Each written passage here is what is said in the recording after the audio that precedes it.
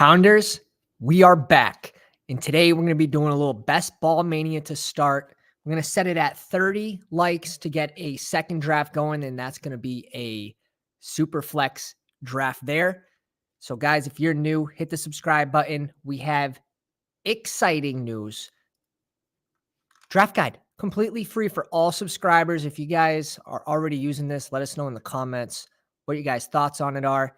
Small update, I will say, and this is for Best Ball Mania, right? 7 pages of player write-ups. This is their ADPs at the time of it being posted on the 9th when it was 18% full.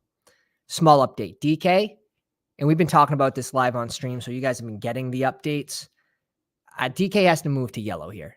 He definitely has to move to yellow. He's only moved 1.5 spots in ADP since the start of BBM.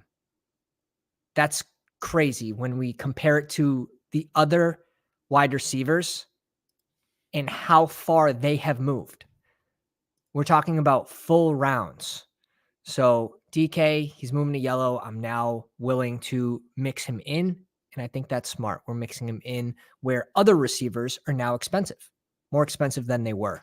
So it makes a lot of sense. That is completely free in the Discord. And how many drafts do we have? Let's pull this up. We are at how many for Best Ball Mania? Because I'm trying to stay on a pretty good pace here with the tournament fill rate. That's Superflex. We have 14. And Superflex, we'll talk about it, but man, is that edge pretty much gone that first day. If you got your drafts in then, like that's the time to do it. Right when it opened, we jumped into 5. Like an absolute sicko, but we have 86 entries into Best Ball Mania so far. So kind of keeping pace with the fill rate. We are obviously ahead, but we have slowed down. And I think it's a good time to slow down. We're in an information lull. So information really not readily available.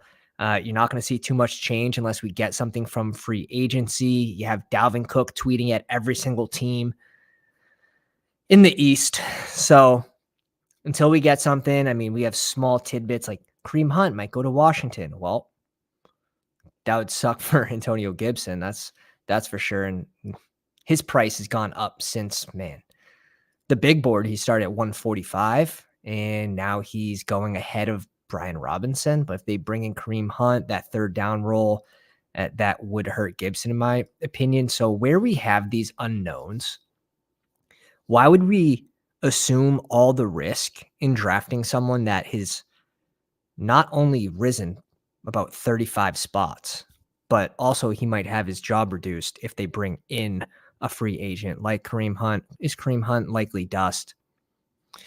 Maybe. But yeah, I think that's a little interesting topic, is these free agents, where they could end up and how much that impacts these other players on the team.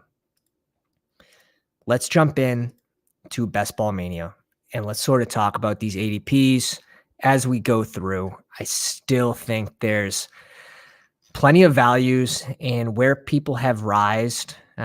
Like I said, maybe we're making a slight change. One of those examples is Tyquan Thornton, where we were heavily drafting him at the start of Best Ball Mania Open in 189. His ADP was, and we've been touting him since the big board. And obviously we get a little lucky that the Patriots don't draft a wide receiver. Well, I mean, I guess they drafted Butte, and that's not working out too well for them. But I think it's interesting to make a small change where, okay, we liked Rashid Shaheed as well. And now he goes at 164. Has he risen? Yes, but not all that much. So making that slight change. And of course, we're still taking a little Tyquan, but this is another player where DeAndre Hopkins has a chance to land in New England.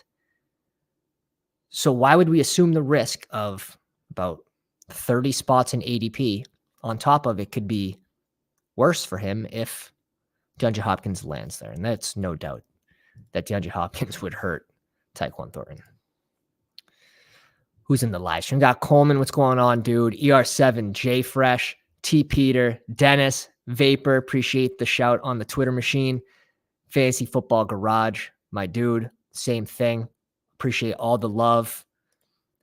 And off the Schneed. Made it to the stream. Let's not snipe each other. Deal. Let's see where you're at. Are we draft neighbors? In the stream with us, Coleman right here. Mario made it. Brian in the 9 spot, and we are draft neighbors, a little sandwich buddies at the end of the draft. We get no love from Underdog tonight, and that's completely fine by me. I love the end of the draft, to be honest. Put me there instead of the 6th spot. Bri H, what's going on, dude? Ben May, welcome. Was high in that Dubes train before his spike. Love that. Getting players at a better price in the offseason than other teams can is kind of the name of the game, and then making maybe pivots mid offseason. If you're consistently getting better prices on players, if you're drafting risers before they rise, that's the goal. That's the goal. And just because a player falls doesn't mean it's not going to work, right? I mean, Josh Jacobs is a screaming example of that. There's others, but okay, let's pull up the board. JJ, Chase, CMC, Tyreek Hill, Cup, very standard. Kelsey at 6. See what Mario wants to do. Mario drags CeeDee Lamb to the 8 spot, which I don't mind. He did have more wide receiver 1 finishes than AJ Brown, which was surprising. Very surprising when we looked into that. I mean, if he gives me, okay, I mean, AJ Brown 11 is pretty much a dream at this point. So we'll scoop that. Already got my big spoon out. Scoop in value. See, Dylan, what's going on? We got the big wooden spoon. See what Off the Schneed wants to do. Garrett Wilson and Amon-Ra. I like that double. I like that double a lot. No worries. We will grab Devontae Adams, where AJ Brown's typically going at 8 or 9. It's very few drafts that you see Adams fall to 16 and 17. Yes, it happened when, people were kind of overreacting to the Jimmy G news, but I was scooping Adams there anyways. So we get him here at 14 to go with AJ Brown. Slightly unique. Definitely slightly unique. James Young, welcome. Says, gentlemen, how are we? Pounders. Mario goes Taylor here at 17. Barkley at 15 to pair with Bijan, which wasn't that unique at the start of the contest open. It's actually pretty chalky, but I mean, most teams are not going RB. It's like 3%. It's under 5% starting RB. So Diggs and T. Higgins. I think it's interesting dragging the T. Higgins to this spot with Kelsey to get that game stack. And then getting Burrow at like 43. We've tried that a couple times. Just a little way to get different in that game stack.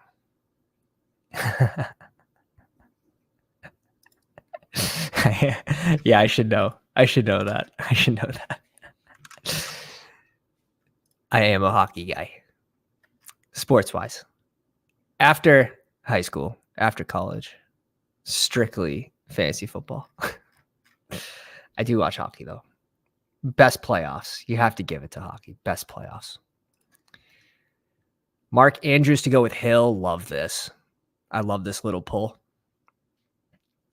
Now, can you get Andrews at 28? You know what I mean? So I don't love that unless he's going Lamar. If he goes Lamar here, that's fine. Let's see. Because other teams would be getting him in the 3rd round.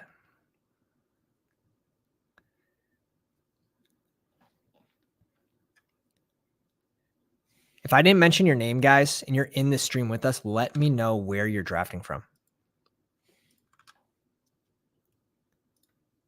Really curious if this dude's going Lamar here. Okay.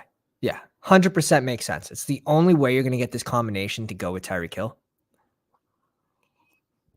It's a very interesting pull. We did that a couple weeks back.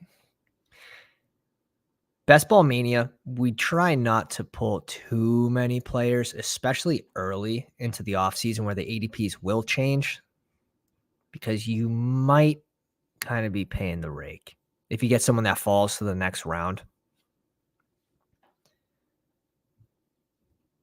Josh Allen goes at 30 to the Kelsey Nick Chubb team. Juggernaut probably punching the air right now. I would be. This is so strong. Josh Allen at 30. It's later than he was going last season. That's nuts. That's absolutely insane. I've been scooping a lot of the Elite 3 QBs as of late. I think Mahomes is probably my least owned of the three. So we have A.J. Brown, Devontae Adams, Keenan Allen off the board. And this is the range where you're really thinking about what you want to do in the next round as well. So for us, it would be pick 59 and 62, which is also a good range. Wide receivers start to fall off a little bit there. Debo at 35 or Mari Cooper. Let's bring in Najee Harris because I could bring in one of these three and be fine with it. Let's bring in Harris here. Made improvements to the O-line in free agency. Made improvements to the O-line in the NFL draft with their first round pick with Darnell Washington, the 7th lineman. And the workload's there. So I was completely off Najee Harris last season when he was going around pick 12, 13. But we're fully on board now at this ADP. And I want to say I'm not super overweight with Najee. Let me peek. Let's peek the exposures here.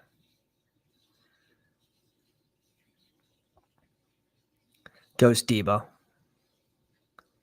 Thought about it. Took some thought there. We're probably just going to end up going C. Watt. Completely fine with it. A lot of people don't know how tall this dude is. Tall and fast. He's over 6'4". Over 6'4". Let's pull up the exposures to Best Ball Mania and Najee. 11%. So a little overweight, which is good. I don't mind being in that spot. Never Najee. Oh, man. The opportunity's there, though. The opportunity's there. It could be great. Fantasy points 2 weeks before Warren. See, I'm fine with Warren, too. He is a little expensive, though.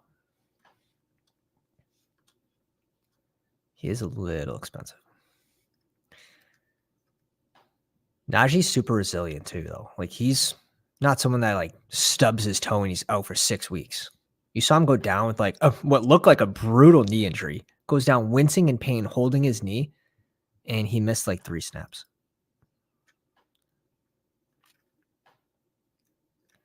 And we've been really crushing these hero running back builds. It's one of my favorite builds so far because I still think there's a lot of values and potential risers for Best Ball Mania in this range of basically the rookies. Tank, Roshan, these players are all interesting and potential risers. Tajay, he could rise with multiple things happening. Pull up the board. Burrow goes at 42 to the T. Higgins squad. Drake London at 43 brings in his first receiver. Coleman with Cooper Kupp, Olave, Breece Hall, and Terry McLaurin. Strong start.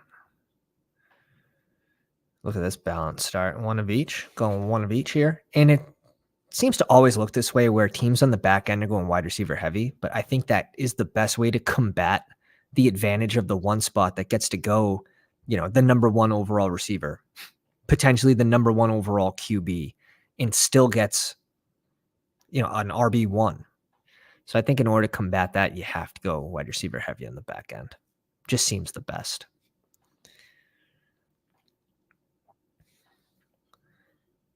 Christian Kirk off the board. Jahmyr Gibbs. DeAndre Hopkins.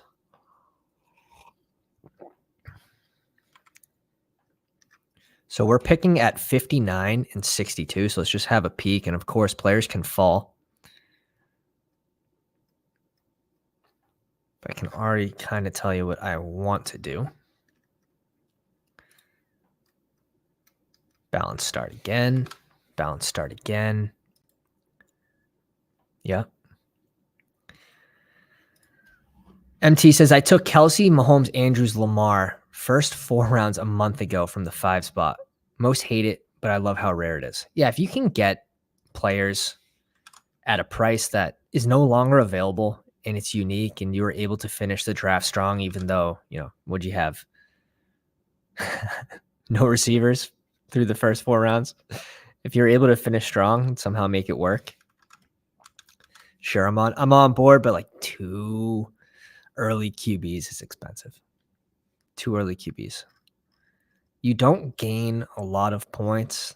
The only benefit it could provide is if you're advancing a low advance rate Patrick Mahomes, right? Mahomes has an 18, 19 point game. Pacheco puts 2 in on the ground.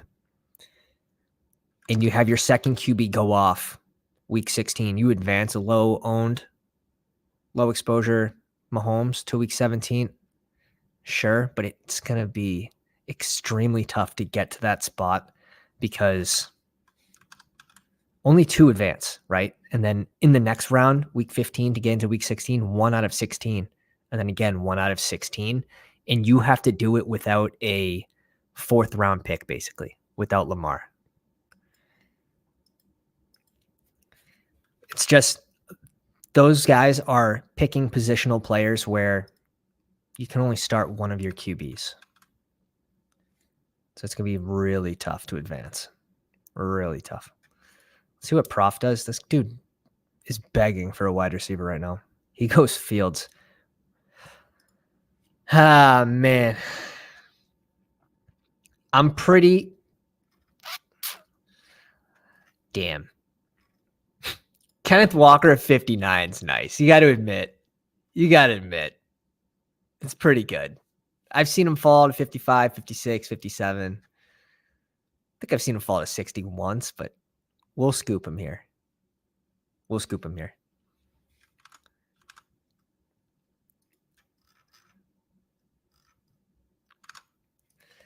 Whoa. Little spam click. Goes Sanders. And again, he had no running backs who are figuring that he's going to pick a running back. He won't be there on our second pick. So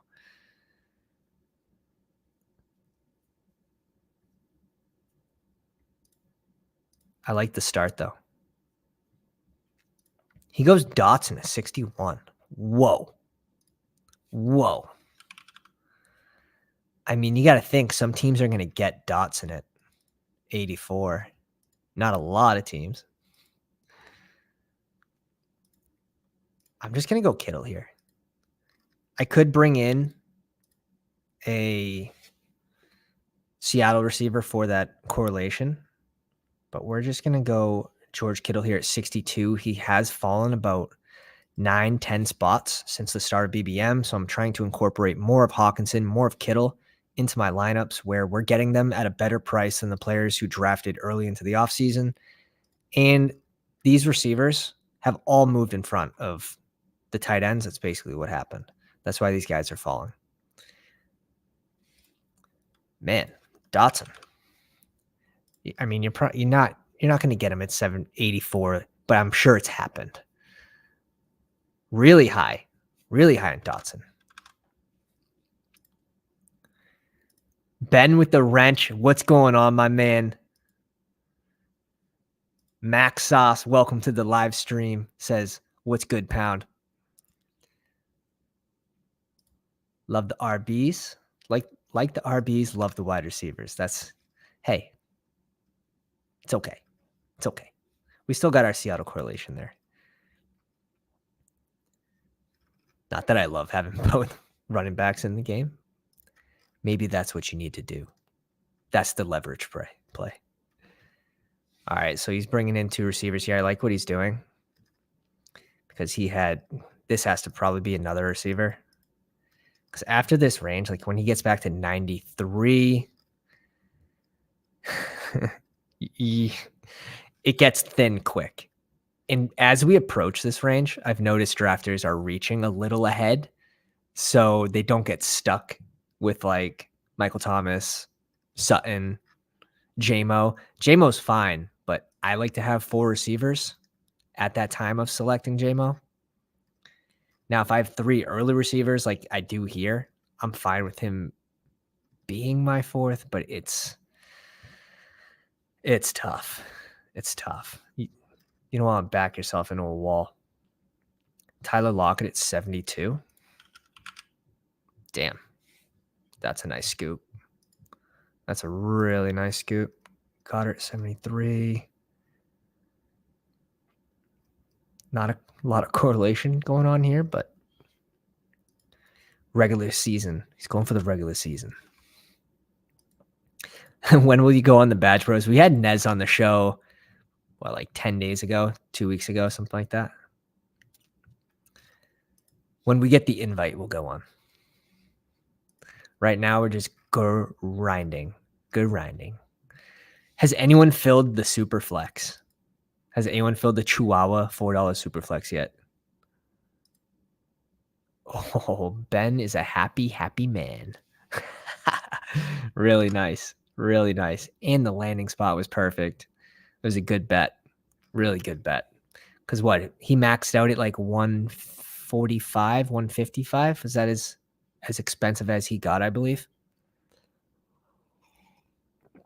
We ended up with 8% in rounds 16 to 8. No, rounds 18 to 20.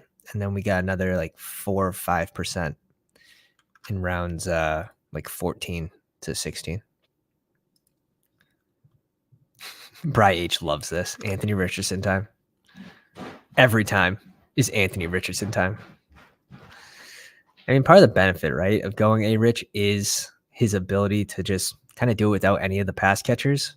But, man, he's going in front of some guys that we've already seen do it with multiple top 3 finishes last year. Jones, Smith, Dak. Cousins had 1. Goff had 4 top 3 finishes last year. It's just getting a little bit ridiculous. That's all. It's getting a little bit ridiculous.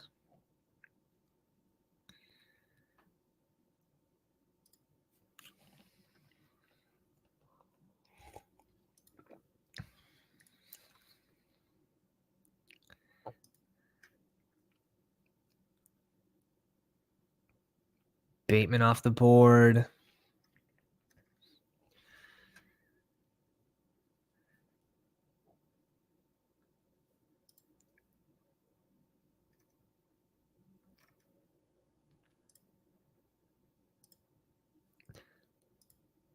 We're going to go Cooks.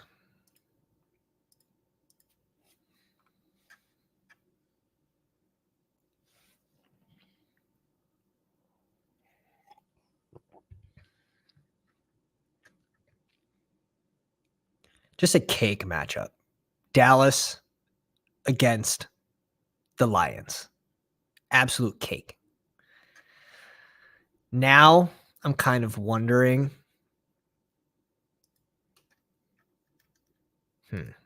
Okay. I don't mind bringing in Elijah Moore as well, to be honest. That's what we're going to do. 5 receivers before this kind of wide receiver dead zone falls on us, and we're feeling good. 107, 110. Such a good range for QBs, for running backs, for tight ends, but we're good at tight end right now. That's exact spot that I want to be in. 5 receivers going into that range, and then we get to select running backs. We could do a tight end or QBs. Now, we're not going to have a ton of correlation with these guys. We could pull in a Dak. I do want 2 pass catchers to go with Dak, so maybe we get a Gallup on the way back around at 129. He goes at 131, so he'd have to fall 2 spots, which I think's okay.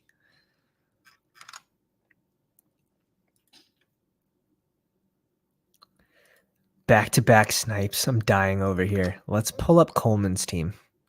Cup, Olave, Breece Hall, Terry McLaurin, DJ Moore, Cam Akers, and George Pickens. So maybe he wanted Ayuk here. Ayuk goes before DJ Moore here. Interesting.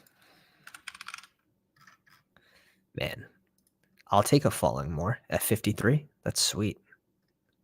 That's absolutely sweet. Treylon Burks here. Who was the snipe? Was it Treylon Burks?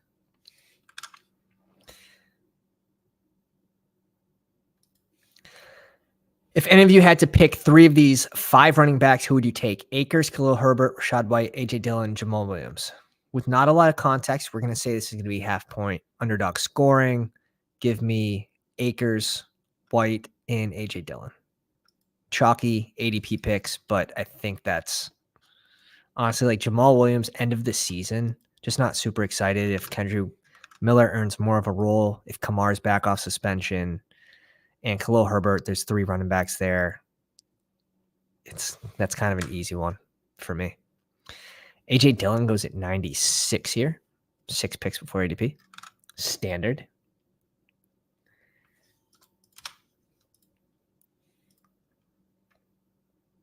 Let's go. Let's go. And Rashad White, like I like Rashad White, but do we think that he can finish as an RB1? Like I don't think he has the same potential upside as like James Conner.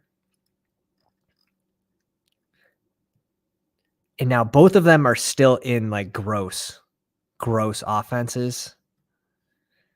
I even think Isaiah Pacheco has a little more upside than Rashad White. DeAndre Swift's an interesting one where he goes. I'd be really curious what your guys' thoughts on DeAndre Swift is, because it's a team that doesn't really check down the ball to their running backs. It's going to be multi-running back centric in here. You can have, I mean, if Penny stays healthy, right? That's the biggest underlying factors. If Penny stays healthy, he's going to have first and second down work. It is what it is. He averages over 5 yards per carry in his career. Now, he hasn't been able to stay healthy in his career. So there is upside to Swift. But again, they don't check the ball down, and that's where he can do a lot of his damage.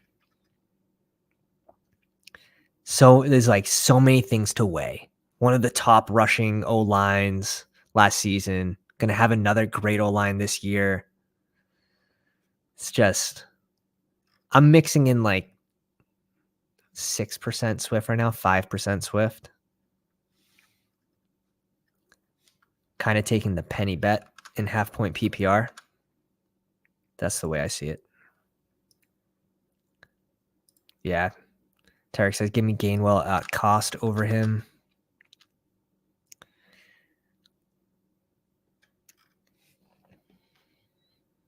Let's see. Let's see what comes to us. Let's see what comes to us. This has to be a Danny Dimes pick, I would think. It's not.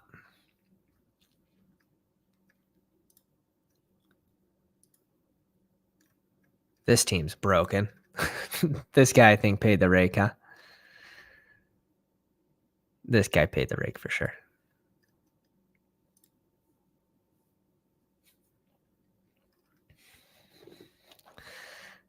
Okay, go Sky Moore. Phew.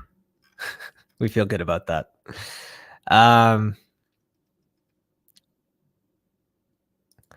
Let's pull in Danny Dimes here. Don't feel the need to have him correlated right now. You could so easily correlate him on the back end.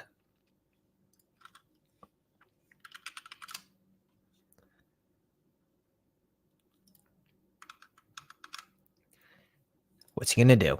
What's he going to do with the double tap? We saw Daniel Jones finished as a QB1 7 times last year out of 16 starts, and 3 were in the top 3 scoring. In those games, he was run heavy, those games. And we're going to pull in Dak. And we're feeling really good about this.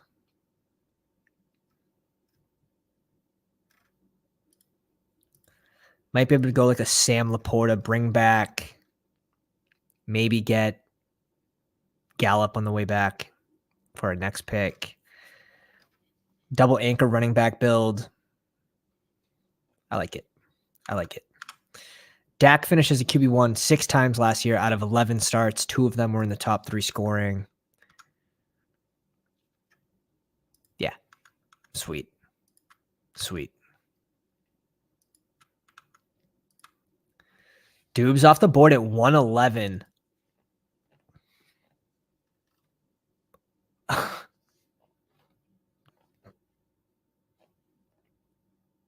That's hard to look at. That's hard. I can't. This team's gone rogue. Completely gone rogue, and maybe we should have known that after the double RB start here with Bijan and Saquon. Just kidding. I don't really hate mixing in that start. 1 out of every 12 drafts. That's fine. Holy smokes, huh? Jeez.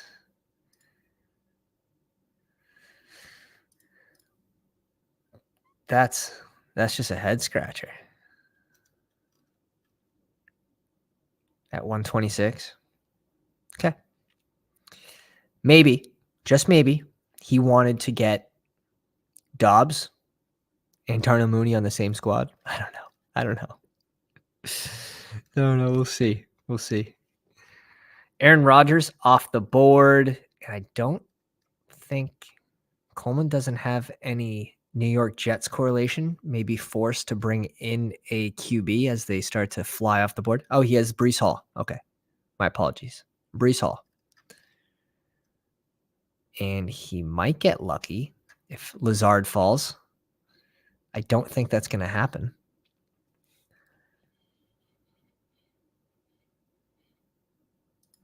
If you want that stack too, right? If you want Rodgers and Lazard here, if you take the pass catcher and these guys don't have anyone on the Jets because Wilson goes on this side of the board, does that give you the best chance to get both of those players if that's the goal? I'm thinking that's what I would do if that was my plan.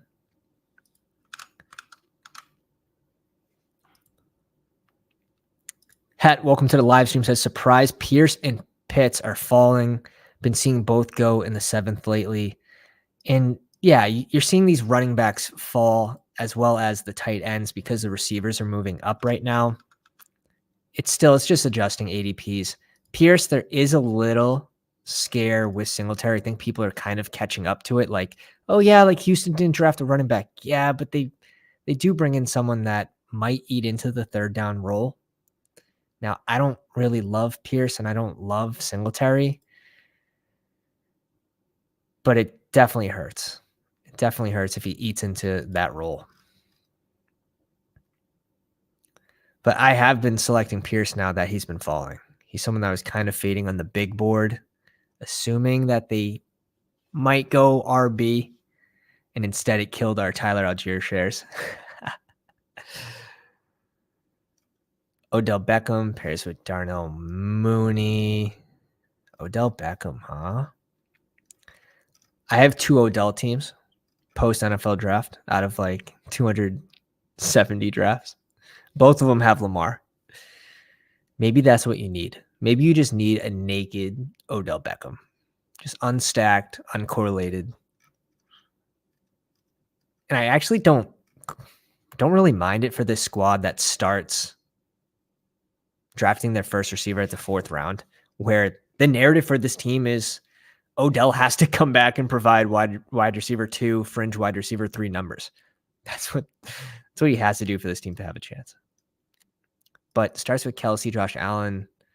I don't completely mind it. 4 running backs. A lot of capital at running back, tight end, everything but receiver. We'll see what he ends up doing to finish off. Get a fallen Khalil Herbert, which I don't hate that entirely.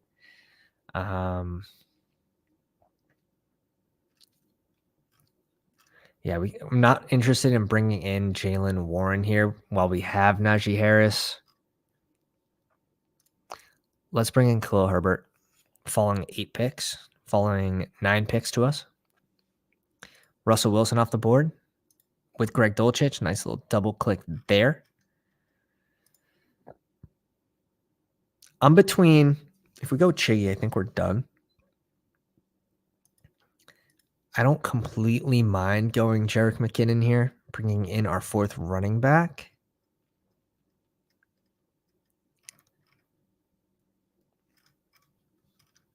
Yeah, that's fine. I would like Nico Collins here. He gets sniped. Gallup goes at 122. Let's bring in our 4th running back here. We don't have any correlation with Goff. And I really don't feel the need to bring in like Mingo, Rice, Thielen, Jefferson, Alec Pierce. I can skip this range and just be completely fine with it. Where we're really strong at wide receiver. We have an elite tight end. I'm fine with just getting Jerick McKinnon. Maybe he gets some more spike weeks. This season, we saw his role in the red zone last year, able to get a couple of those spike weeks.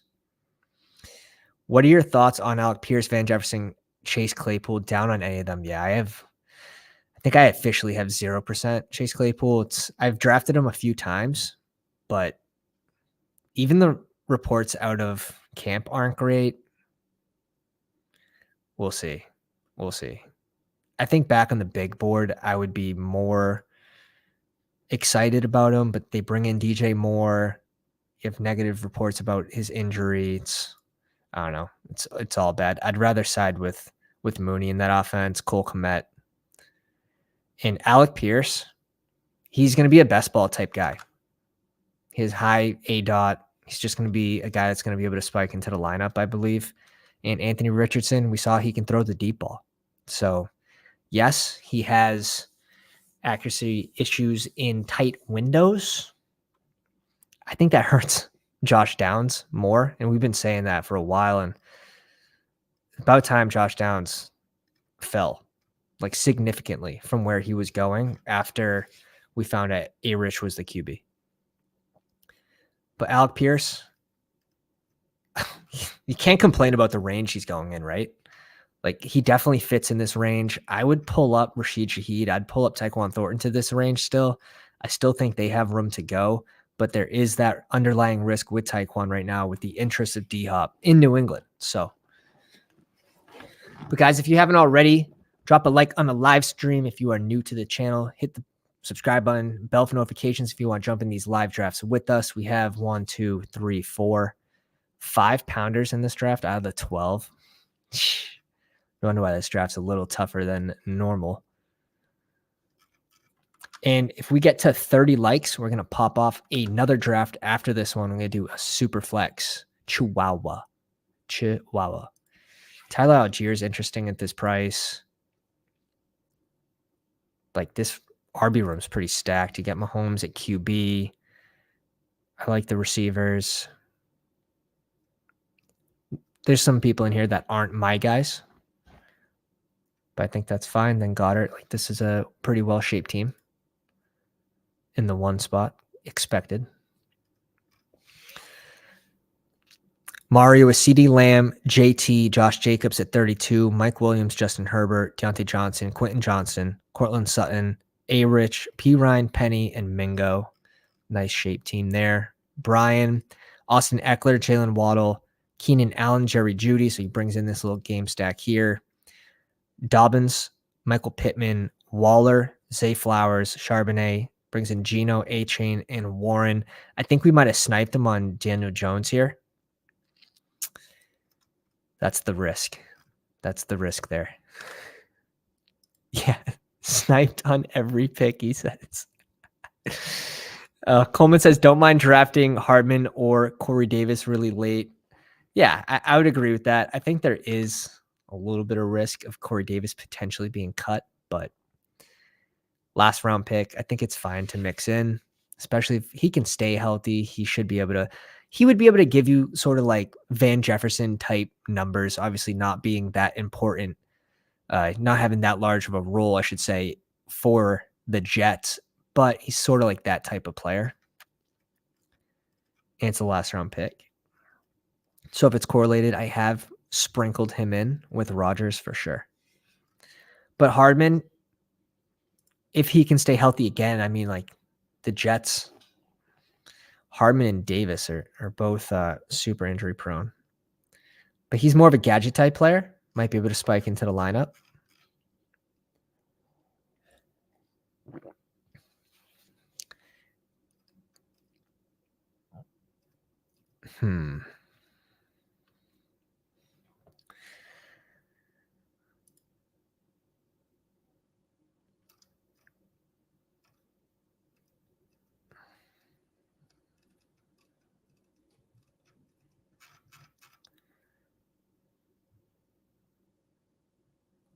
Let's bring in Jerome Ford here.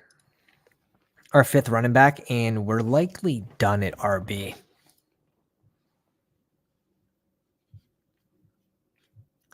We're done at RB. It looks like right now that they might make Jerome Ford the third and long type guy. Might be able to get some of the third down pass catching role as well from Nick Chubb.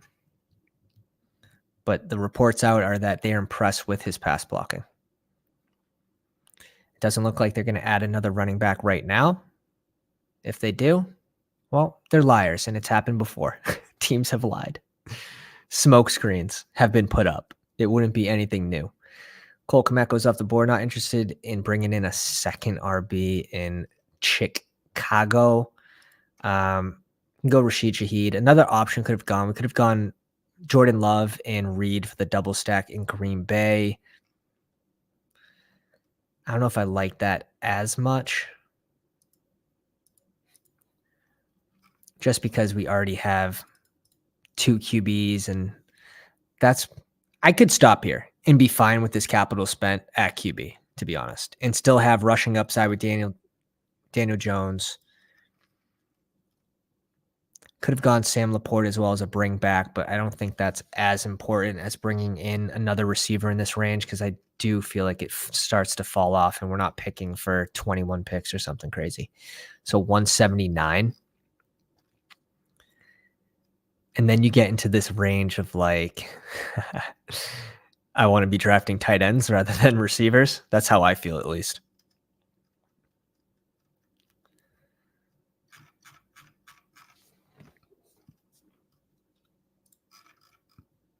Four picks left, and our team's looking like we're going to need one running back, potentially two receivers might be too much. One tight end, two tight ends potentially if it's the last two picks. One tight end if we end up with one of these guys that we're eyeing. So yeah, I think we just have a super balanced team where we can really go anything. If the value falls at QB, we could select a QB. It's just really what we think is going to make the biggest impact on a roster. Tyler, where are you drafting from? What's your underdog name? I'm not seeing any Tylers. It's not obvious.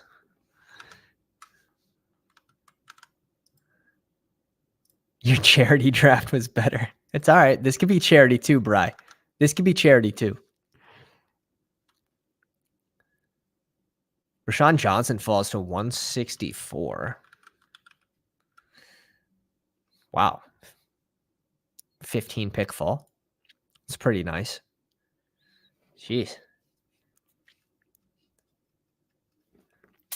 We're at 26 likes. If we get to 30 likes, we're going to pop off a second draft after this one. We do a Superflex, which are always fun. Completely different strategy. We did finish 22nd in a Superflex draft last year. We had super high advance rates. I think that just has to come down to like general strategy. Whereas, I mean, when you're done with the draft, if you look back at the teams, there's usually like 3 teams that are pretty much dead.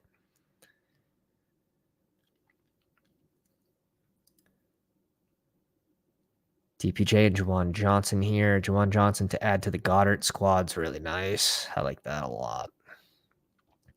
DPJ, Adam Thielen, Lazard, Boyd, Tyler Lockett, DeAndre Hopkins, Jefferson. I think that's a good wide receiver group. I haven't been clicking Thielen a lot, but certain rosters, if I think I'm going to end up with some Carolina correlation or that game stack at the end, I'll mix him in, but he's going to be low owned for me this season. You're at the 7. Okay, let's pull up Tyler's team at the 7 spot. Juggernaut with the red badge. Diggs, T. Higgins, Ramondre Stevenson, little New York, little New England, Buffalo game stack there. Joe Burrow to pair with T. Higgins, Madison, Mike Evans, Tony, Michael Thomas. So he does get 5 receivers before that wide receiver dead zone comes up. Goes Freiermuth, Antonio Gibson, brings in Rondell Moore, Tank Bigsby, Irv Smith for a double stack in Cincy. Has the Casey bring back and Tony, Kenny Pickett, and Gainwell. Pickett to go with Pat Freiermuth. Nice. Shaping up really nice. And we're up in 1 pick.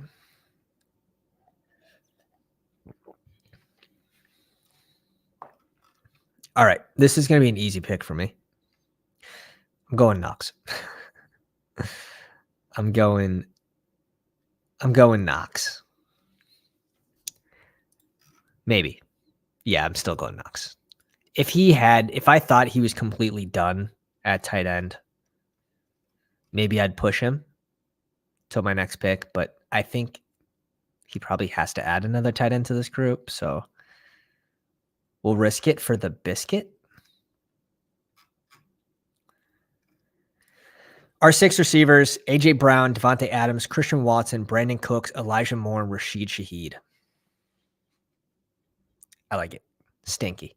And we'll add Paris Campbell, low-owned player for me. I've been mixing him in a little bit as of late with the news that they're basically trying to get him the ball in camp, try to see what he can do. They're putting him in different positions.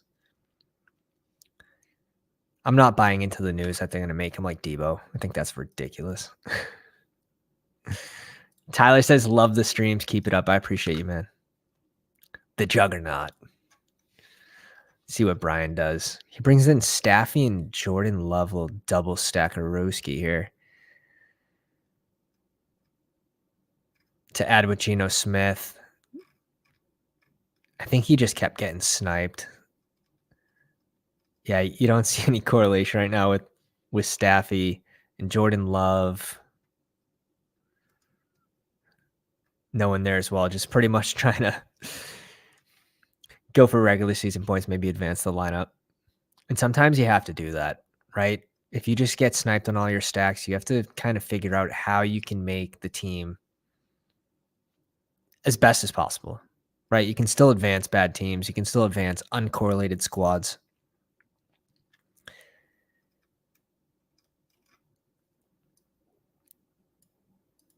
So it's fun. Like that 3 QB room, like it does work. Like Geno Smith, Staffy, and Love, like I think that's a good amount of capital. If Staffy can go back to, I mean, not the Super Bowl year, but somewhere in between, right? Obviously, he looked bad last year, and then there was the injury. But Bryce says, "Just snipe me again. Just finish me. Finish him." We're 3 likes away before we get another draft going. Superflex, if you want to jump into that. Luke Musgrave. See, I'm probably not adding a 3rd tight end here to go with Juwan Johnson and Dallas Goedert. I think that's fine to stop at. And then it's an unstacked Luke Musgrave. I guess it's a bring back in this Green Bay, Minnesota game. But you already have a bring back with A.J. Dillon. And it's just a mini, right? So it's not as important as your game stacks with your QBs. Yeah. I don't know about that one. I was liking that squad a lot, and I still do.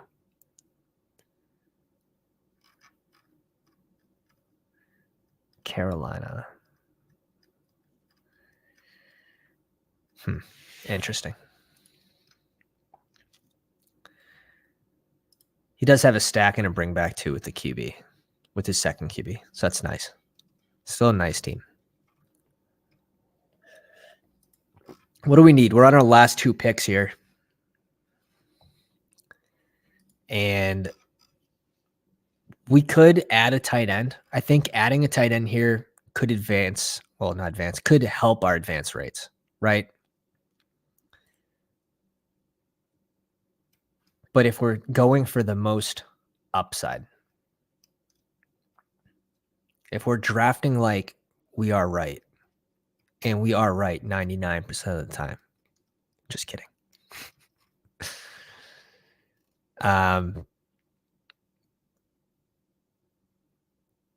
This team doesn't absolutely need another receiver, but if the right person falls, I wouldn't mind bringing in Wandell here just for the end of the season upside.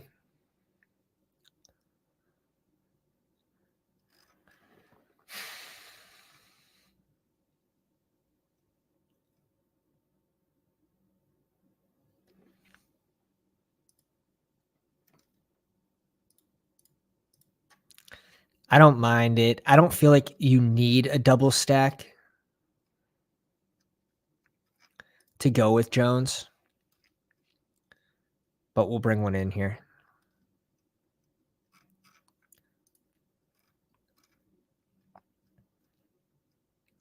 And I think we're going to go running back to end the draft. Tight end's a safer play. It probably would be better for advance rates if you're picking tight ends, mainly because you're going to get points out of them, right? Most of these guys, unless you get super unlucky, you're going to get points out of them. The running backs, crapshoot, right? But I think they do have the highest upside. I think I'm going to go Jake Fergie, though. Now that I see it, I want to double stack with Dak. I'm going to go Jake Ferguson here. But running backs, usually what I'm clicking at the end of drafts here. Simple as this. Zamir White. Like, let's say Josh Jacobs doesn't sign the tender.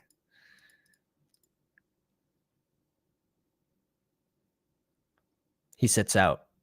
Zamir White now assuming a large role in this offense. And they might bring in another running back for cheaper. But you have to think he would be mixed in more than where he's being priced at. It would probably be in front of Ford. You know, he'd be way in front of Ford. And Ford goes at 159. Israel Abanikanda, you can make bets that he beats out Michael Carter in that role. We saw Michael Carter lose reps to Zonovan Knight. Dwayne McBride injured right now, so there's not a ton of hype. But he's the half-point PPR guy that I want over Ty in this offense. Joshua Kelly, I mean, not a great running back. But there might be opportunity here. And he had, just shy of 85 touches last season. If Eckler gets hurt, there's upside. There's upside with some of these guys. Ingram, another one. So mixing in some of these guys, you might be able to hit the nail on the head. I think that is where the highest upside is because with some of these guys, they're just one injury away from becoming the starter. We saw the Rams bring back Sony Michel. And then I don't know if everyone saw the video surfacing of him making an absolute monster block. And you're like, oh, well, that's why they're bringing him back. That makes a ton of sense. All right, and let's pull up these teams real quick. Let's see how everyone's sort of finished off.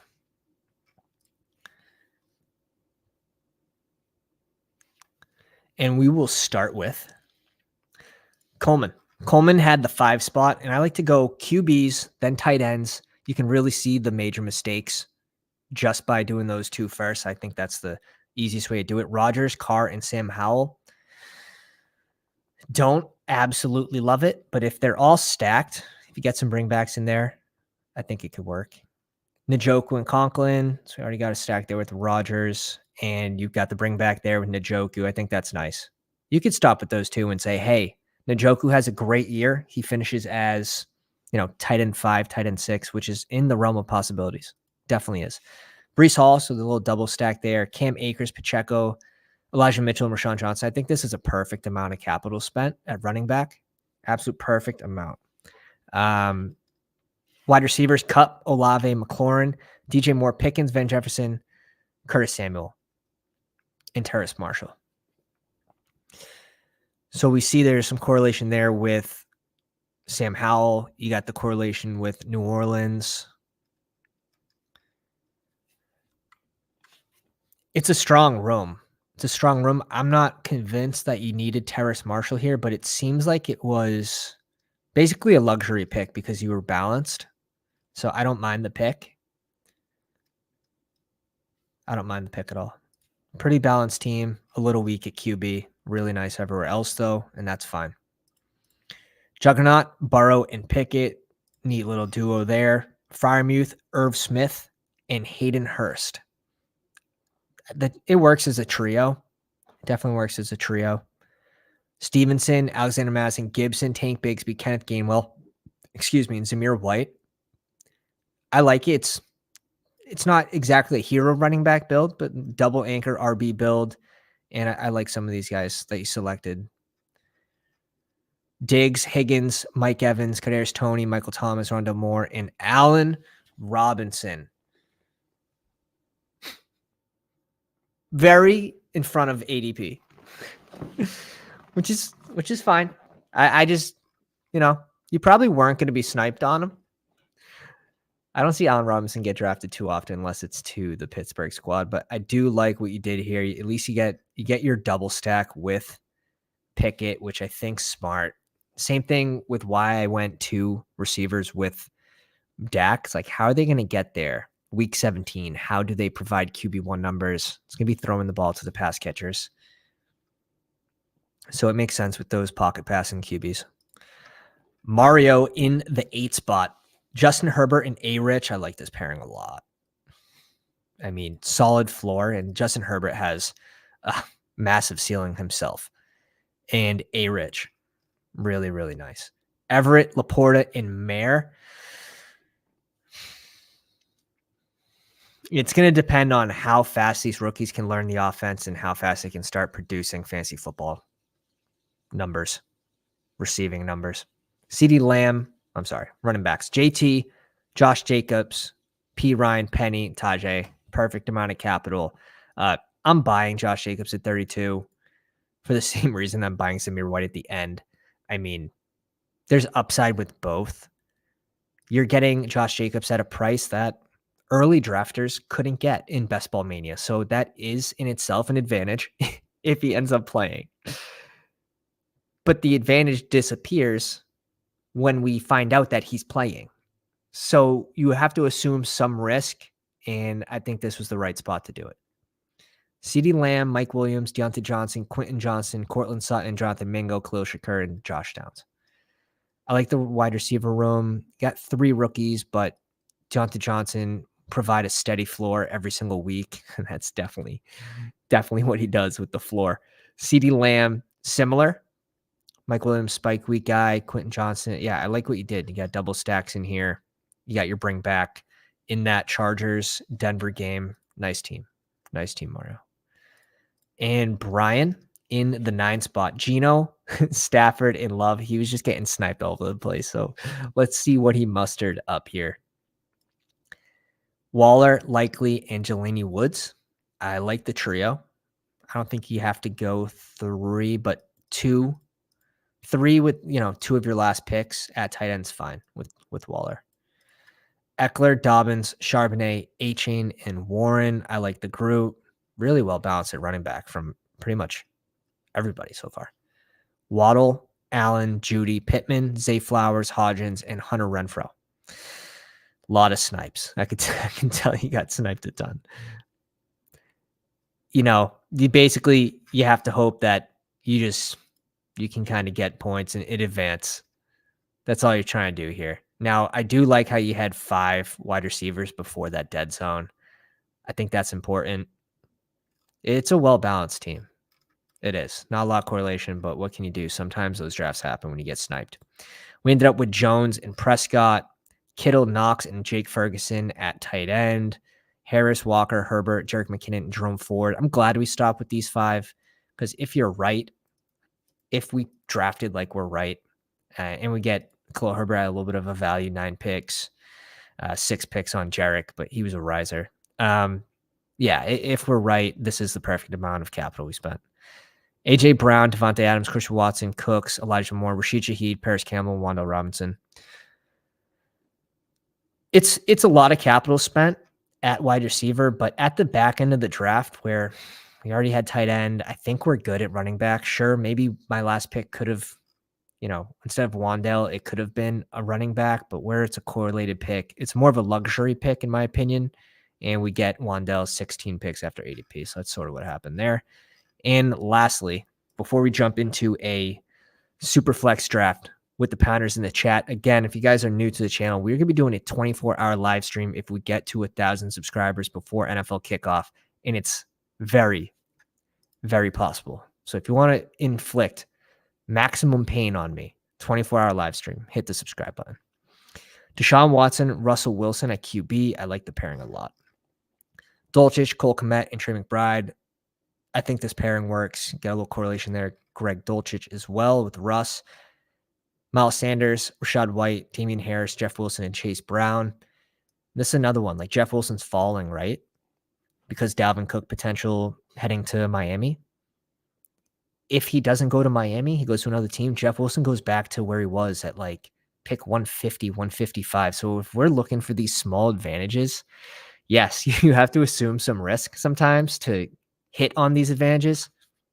Sometimes you're going to miss, very well. Dalvin Cook could end up in Miami. I think that's what Vegas has him going at as the highest odds.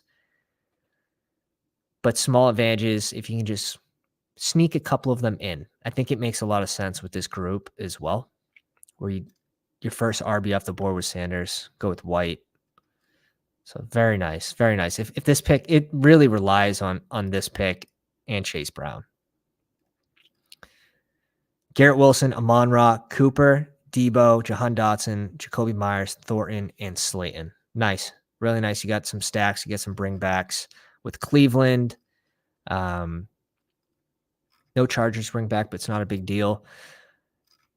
At this pick here, at 83, I was thinking of going Deshaun and then bringing it back with Elijah Moore. I guess you could say an early Merry Christmas. I saw you had Cleveland and the Jets stack there, and we just sort of pivoted on our own. But yeah, we're going to be jumping into a Superflex. Chihuahua Superflex.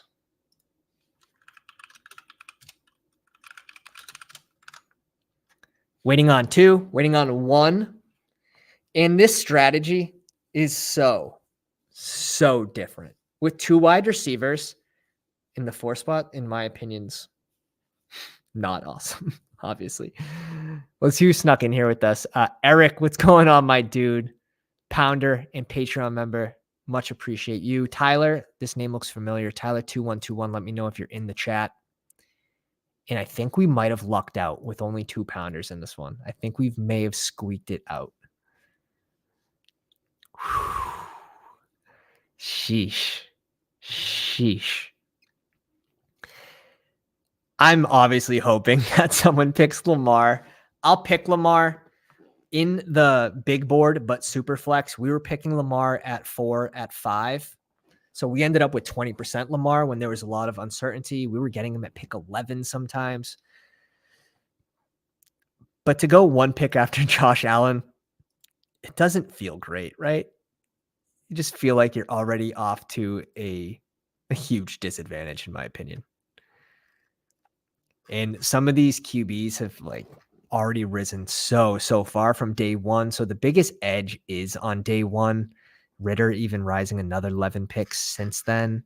This guy likes Lamar more than Hurts, though, right? He has to. He doesn't. We'll go Lamar. We'll see what we can do with this Baltimore-Miami game. I think it's an interesting game to pull off. And let's go over the advance rates real quick. First off, it's 36% full. It's a $4 entry in the price. Very nice. It's flat. You get 25K, 15K, 12, 10. So the drop-off isn't as extreme, which I think a lot of people appreciate, to be honest. 11.3% rake. It's always a little higher, it seems like, on the lower entry tournaments, which is fine. And it's going to be 2 out of 12 advance. So weeks 1 to 14, top 2 teams remaining or top 2 teams scoring will move on to week 15. Week 15, it is 2 out of 10, and then it goes to 1 out of 10. 25 entry max. And let's pull up the board because this is always interesting, and you have to keep an eye. Look how many people. We got almost a fully badgeless room. Interesting. And if you snuck in here, let me know in the live stream where you're drafting from. Wood says, I hit the overflow. Omega, welcome to the live stream. How many Superflex have you done so far? I maxed this morning. So smart. I ended up doing, this is number 12, but I did 8 of those on day 1. I did 5 at a time. When it first opened, I jumped into 5. I was in with Herzig in like 2 or 3 of them. And we ended up with super, super strong rosters. Teams are just you're not able to get right now. Just because the ADPs weren't updated. And that's where the biggest edge is in these Superflex tournaments. And this is something that we've said on Twitter as well. Contest open. New ADPs, fresh ADPs. Wow. Look at these QBs fall. Okay. Oh my God. Don't give the Trevor Lawrence team Tua or Deshaun. I mean, he's going to get one of these 3 guys, which, damn. Now I wish I was on the back end. It's good for us, though, in a way. Let's see who comes back to us. I know Eric's going to be scooping. We see Kelsey go off the board. Tight ends also become more important. I think you have to raise up the tight ends. You have to rise up the running backs early as well. Part of our strategy from last season was attacking running back where people are still selecting wide receivers, where they're still selecting QBs. We'll see who falls to us at QB. I don't want to reach. I don't want to reach super far because, wow. Interesting. Because other teams are getting these small advantages each draft. So I really try to push it. I really try to risk it in these drafts. Sometimes it works and they're beautiful teams, and sometimes it doesn't. And that's fine because it's worth the risk.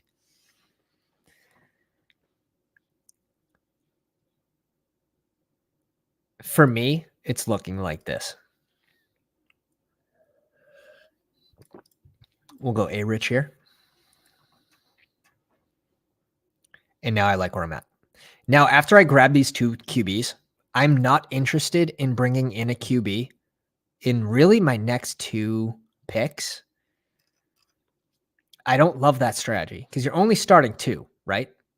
You're only starting these 2 QBs max if they both hit your lineup at the same time. I would rather get an elite wide receiver, elite running back with my next 2 picks.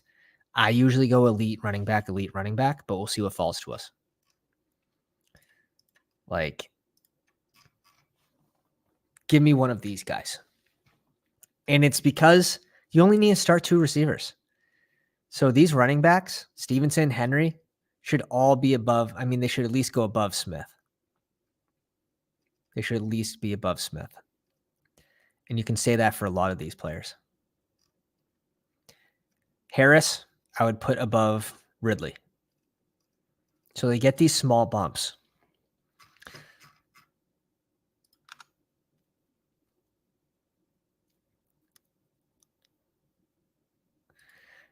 Appreciate you drafting with us, man.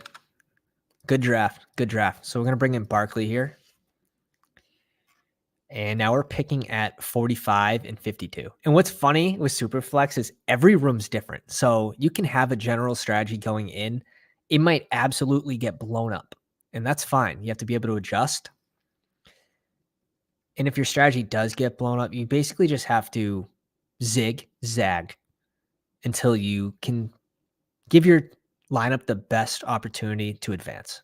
That's your goal with every single draft, is you want to give your specific team the best chance to advance while correlating it, while doing all those other little things, the micro and macro, the micro macro sandwich.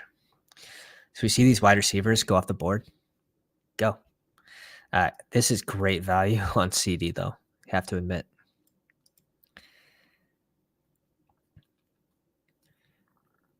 Devontae Adams, Herbert, Bijan, Eric started with Joe Burrow, Austin Eckler, and CeeDee Lamb. I like that start. And these starts here, I think this is definitely something to note, where these top 1 and 2 teams don't go at QB. So they're going to be looking for value at QB. And I think that's really, really smart. Bringing in elite receiver and elite running back to go with, a top 3 QB, and then try to find value at the position, someone that can spike into the lineup. I think that's very smart.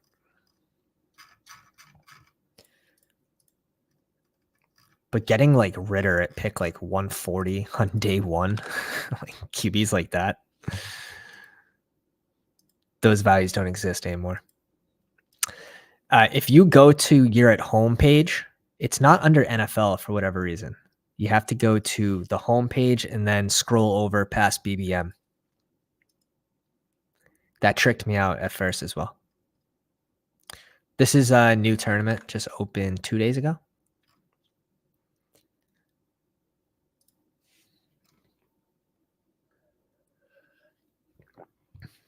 Geno and Russ. He brings in Deshaun, Derrick Henry, Mark Andrews.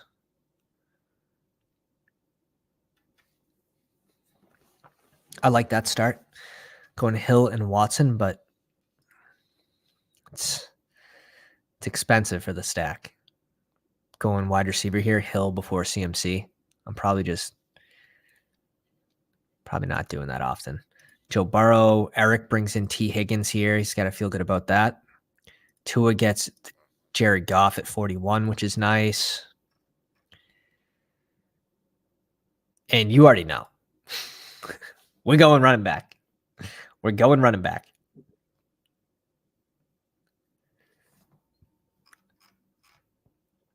Metcalf off the board. I'd love Stevenson here. Beautiful. Stevenson at 45. Very happy with that. And what's interesting is you can have 4 running backs start, right?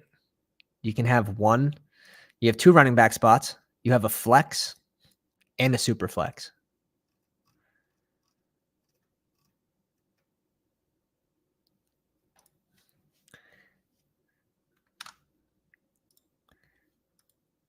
Just got in. What's up, Pound? Lucky. What's going on, my man? One of our Discord regulars, always throwing his lineups in the draft grade section. And if you guys aren't already part of our Discord, link is in the description. Link is in the chat. Join our Discord. It's where our free draft guide is. Show off your trophies in the new channel, the trophy case. Let's see those winning lineups. Jordan Love off the board at 49. Little correlation there with Christian Watson.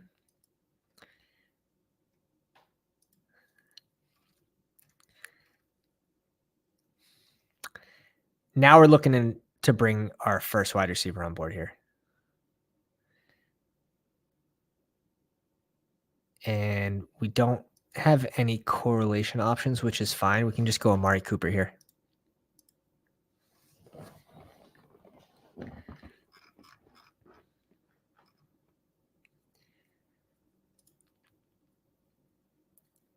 We have our eyes on another QB, but not just yet. Get our double elite RBs in here. Bring in Amari Cooper as our wide receiver 1. And we're off to the races. See how fast the running backs fall off, though. Like, Yes, you can find some value in here. But after this range of like Cam Akers, it starts to fall off more than the wide receivers. Like I'm still fine with going Mike Evans, only having to start 2 receivers. I'm fine with pulling in Mike Evans with Burks, Addison, a rookie, Dotson for these spike weeks. Gibbs and ETN off the board. Eric brings in Gibbs to go with his CeeDee Lamb week 17 matchup. It's nice. I like this start a lot. We'll see what he does for his QB2. And there's some sleepers that we have in the back of our pocket for the end of drafts, and we'll go over that when the time comes.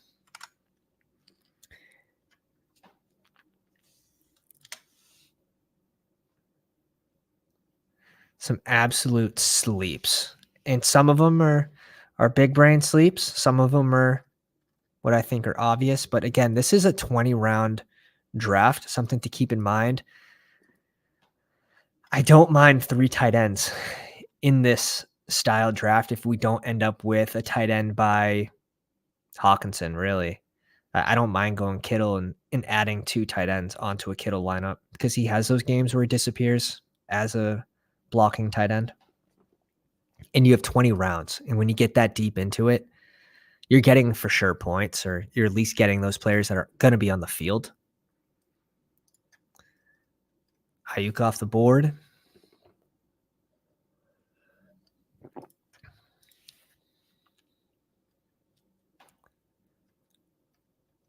Interesting. Okay, so this team has 2 QBs. This team has 1. This team has 1, 2, 2. Eric has 1. This team has 3 with no running backs. Tyler has 2. We have 2, 2, 1. Okay. This team probably is not paying attention and doesn't know that you start 2 receivers. So this is what I talk about when teams are dead before you're even done drafting. Now, you can do this. Maybe I'm not giving him the benefit of the doubt to adjust.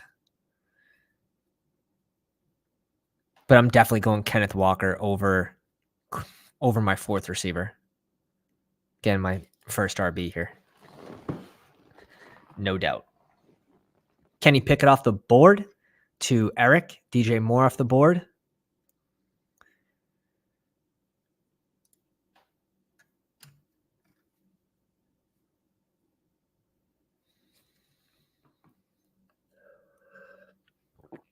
A little sip of coffee here.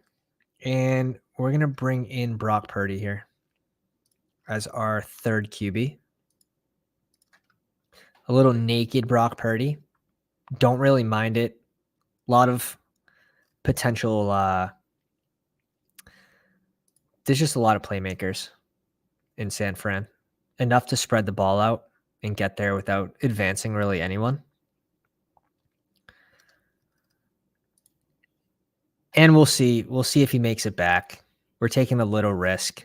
I think we have a better chance of risking it taking Purdy first.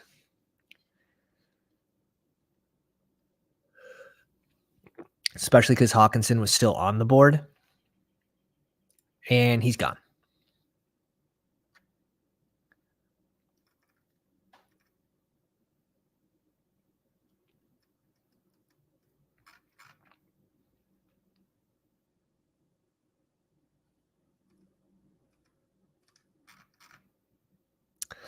I like the Dobbins pick there. I was actually going to go Dobbins, but now I have to think about it. I'm not going Pittman. Godwin, I don't love. I know one person that will be very, very happy with this pick. I think it makes enough sense where he's our wide receiver too. He should be pretty steady in production. Would have preferred Dobbins there for a little correlation with Lamar Jackson. We get our 3rd RB, and then we pound out wide receivers in this range where you'll see some of the wide receivers fall. Do you do any 4 tight ends? If I am ever doing a 4 tight end build, it would be my absolute last 4 picks. I don't think it's egregious. I did have 1 4 tight end team that I can post in the Discord after this. 4 Superflex, 20 rounds. Let me see if we can find it real quick. Let me see if I can find it. I'll pull up the board so you guys can see what's going on. Sanders off the board.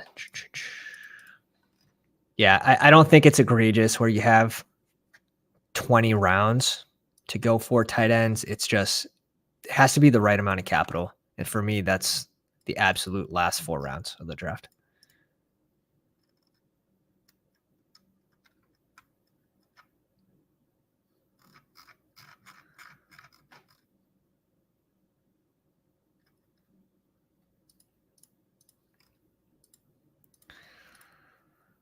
Three, 2, 3. It's gonna be a lot of 3 tight end builds. Majority of my Superflex. It was one of my first drafts, and I'm not even gonna review it. We're just gonna pull it up. So we went Jones, Smith, and Purdy. Purdy ADP of 109 back then. Now he's in the 70s. Eckler, Bijan, Akers, Elijah Mitchell, Pierce Strong, Zamir White, Terry McLaurin, DJ Moore, Mike Evans, J-Mo, Jacoby Myers, Van Jefferson, DPJ, and Kmet Hill, McBride, Logan Thomas. So that's an example of a 4 tight end build.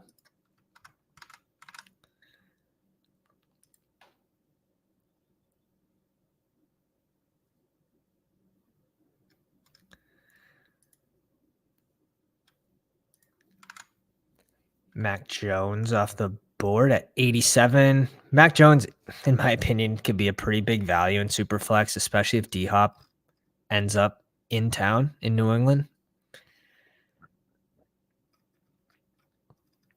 And even if he doesn't, I mean, they're going to look better than they did last year. It's really hard to look worse. It really is. We are nearing 600 subscribers. If we get to 1,000 subscribers before NFL kickoff, we're going to be doing a 24-hour Max Payne live stream.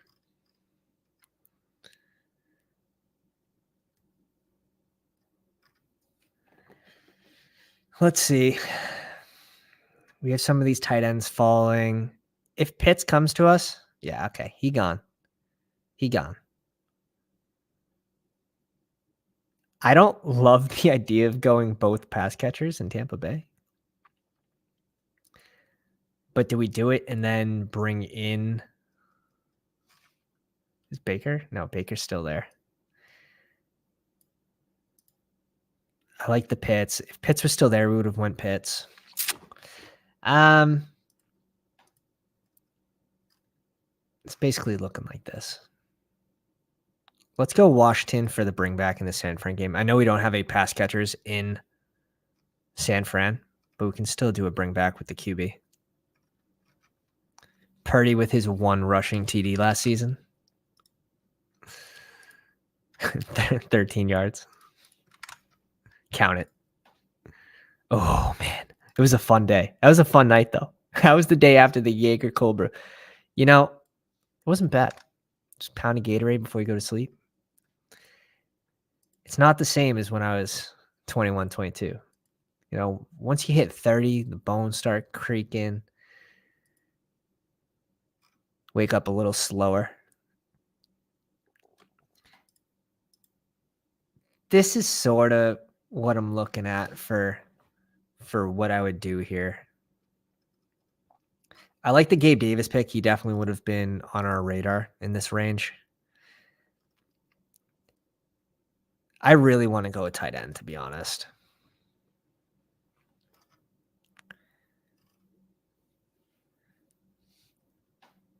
Nice. So we're just going to go balance build. We're going to go balance build. I think Ritter here is still an absolute insane value. If he can play 17 games, which, I mean, we're assuming he will be, insane value. Cook off the board.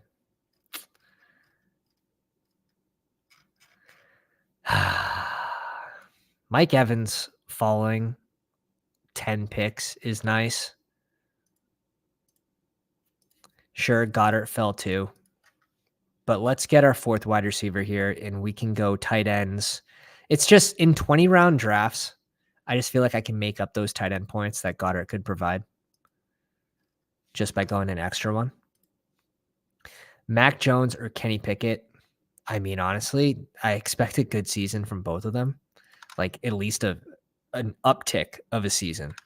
I mean, Pickett, they added to the O-line, like the starting up the O-line big time, pass catching running backs in Najee, Darnell Washington, potential red zone threat. You have Pickens, who's no longer a rookie, should see a little more production there. Allen Robinson might be complete dust, might be able to score a couple touchdowns.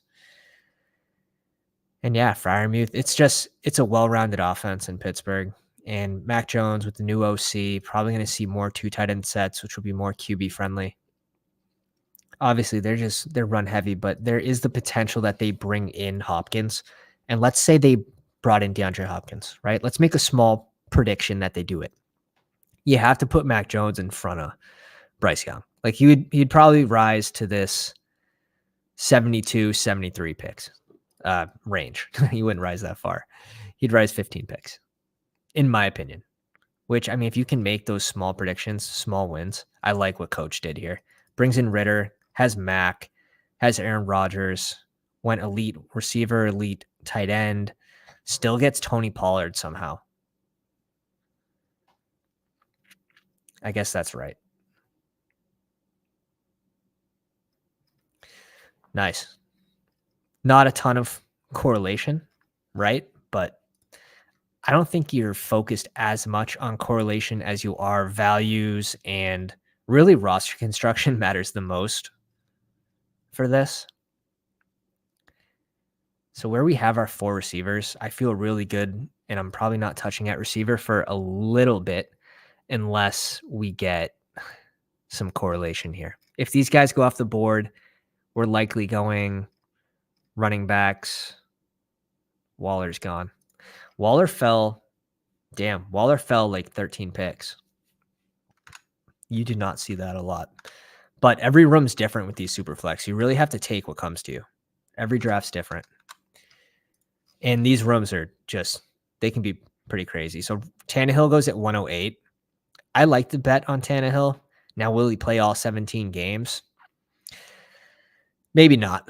But if he loses 4 in a row, yeah, Levis might come out there. But Levis might go out there and lose 4 in a row too. So you might see Tannehill again for the playoffs.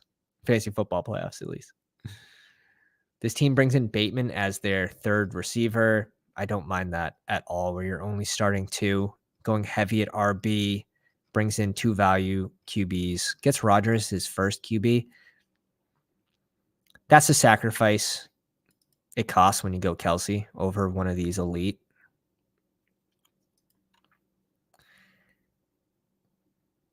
All right, so the Baltimore guys get scooped up.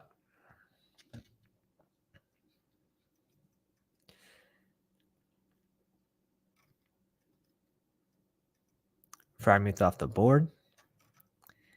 So this is definitely be a 3 tight end build.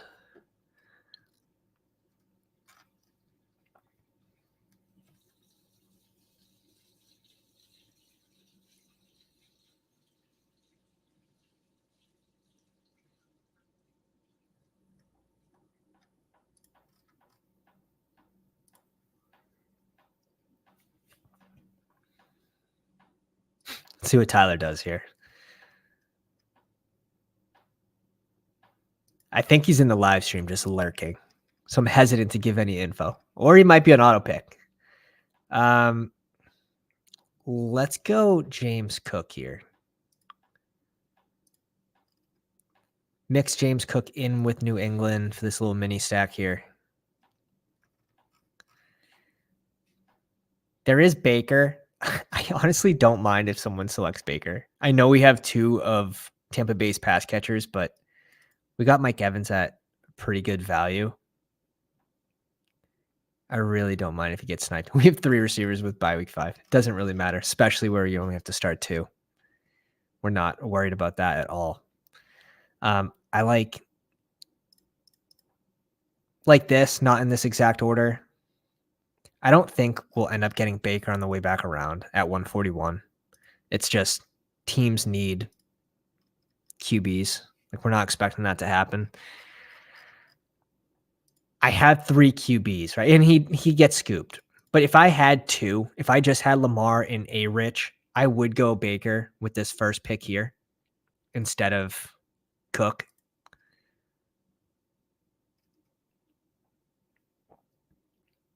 What's tough about the JMO pick is he wouldn't be playing week 5. Not that makes too much of a difference. This is probably going to be 7 receiver build anyways.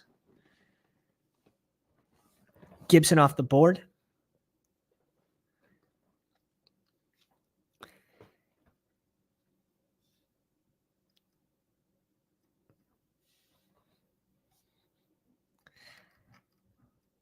And about time it comes back to us, if we peek ahead, 141 and 148, what are we going to be looking at? I like the range for tight ends. I don't mind some of the running backs. I don't mind some of the wide receivers. So it kind of gives us the option to be pretty fluid there. Let's go A.J. Dillon. Bring in our 4th running back. So super balanced start. I'm going to have 3 tight ends. Try to find a couple that we like. And we're strong at QB. Super balanced. Not a lot of correlation going on. It's tougher to correlate in these, especially when both Baltimore guys get selected before ADP. What are you going to do? We move on. And honestly, I'm not as worried with Lamar. I'm not as worried with A-Rich, but we can bring in like a Jelani Woods. We could bring in Alec Pierce still. So there's opportunity there. Brock Purdy. Let's dig deep.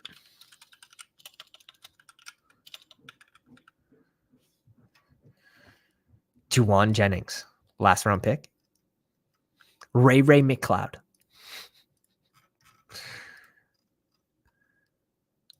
Charbonnet off the board. P. Ryan off the board.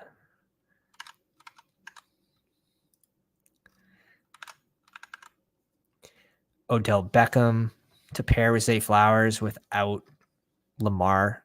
It's kind of weird. Little strange. Definitely a little strange. I guess he's targeting that game, though. Miami versus Baltimore, which is fine.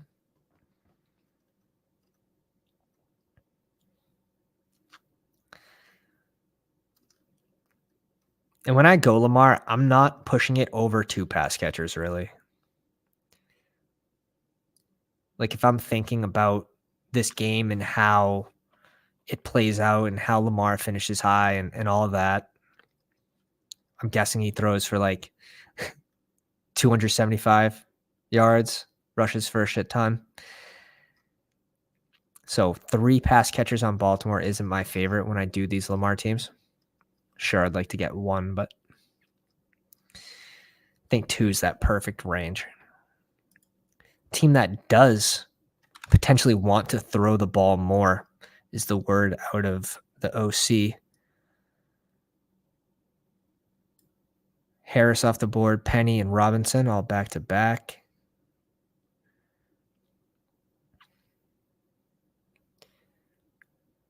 But I think we hit it right. I think like I'm drafting running backs in this range where I really want to be drafting running backs. Mike Evans should be able to provide some spikes. Godwin probably more of a steady floor. Dotson for spikes. Cooper's probably Cooper's a super spike week guy. Ever since he was on Dallas, like he would just disappear. He'd have 2 zeros in a row, and then he'd go off for like 33. So pain in the neck for redraft, but in best ball, I kind of assume he's going to have the same type of year. All right, coming back to us. This team has no tight ends. 1, 2, none. We'll see what happens.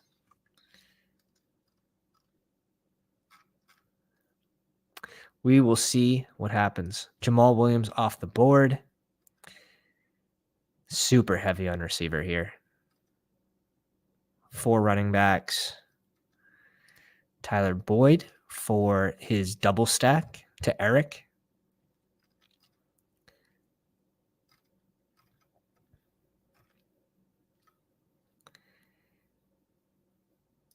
Ep.26. 3-3-3 build. 3-3-4. It's very similar to us. 3-4-4.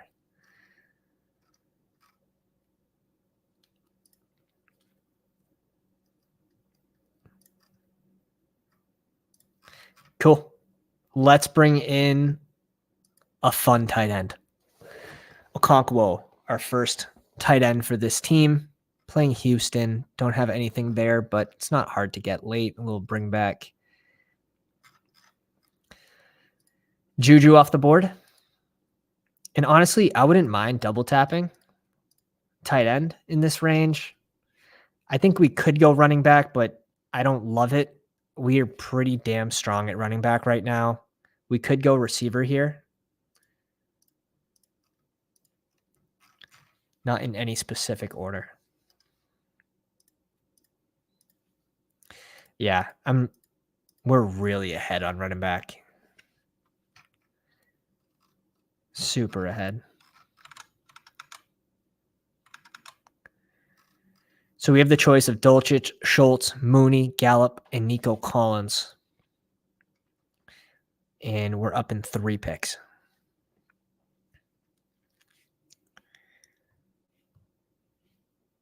Hit those value pockets. Hit those value pockets. Mingo off the board. And Dulcich off the board. So we can go Schultz. little correlation there. Or we can go Nico Collins. Sort of fine with going Nico Collins here. 165 and 172. Let's go Nico Collins in this situation. Bring in our 5th wide receiver. We still have to go another tight end even if we go Schultz there. So it doesn't make a huge difference to me. 165 and 172 is our next couple picks. And at tight end, we're looking at Everett, Juwan Johnson, Taysom Hill, Sam Laporta, that range. For running backs, there's Tyler Algier, Rashawn Johnson, Devin Singletary. And wide receivers, it's like Van Jefferson, Osborne, and Alec Pierce. So maybe we'll scoop Alec Pierce with A-Rich in that range, potentially.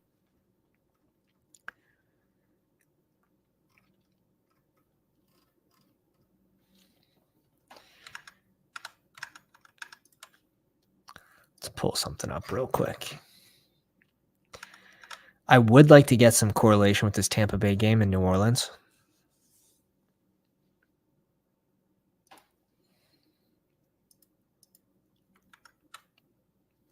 Gallup off the board. This team's got way too many receivers. 2-4-7-0 build. Like done. Like sure. Okay, that's fine. But I would be done at receiver. Is this team done drafting receivers though? Brad the Bandit, let us know.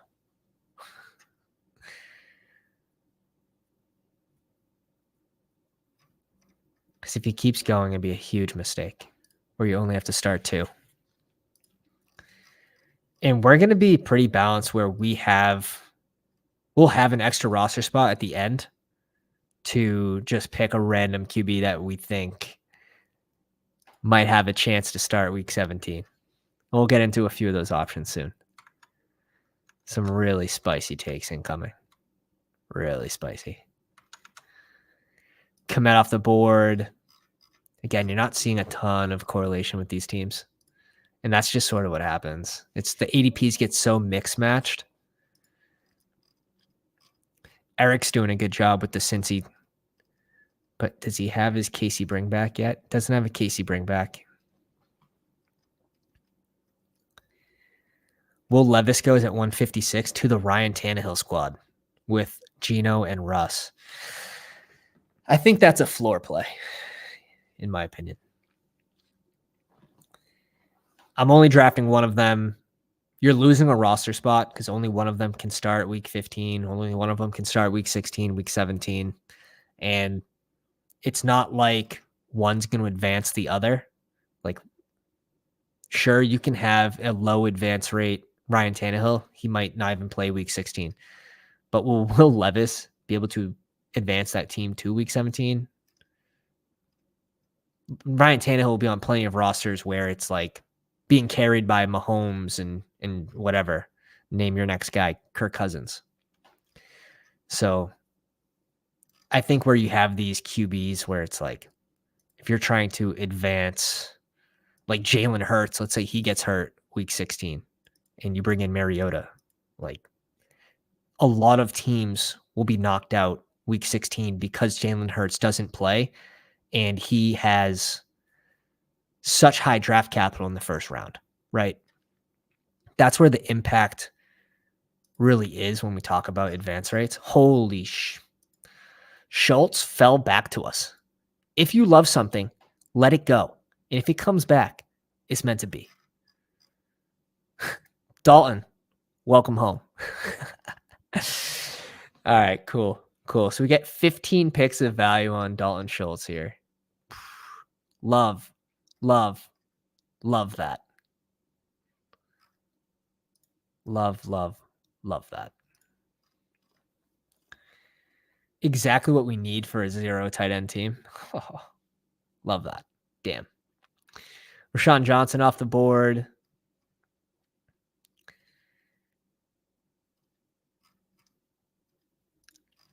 I like it. I like the way this is going.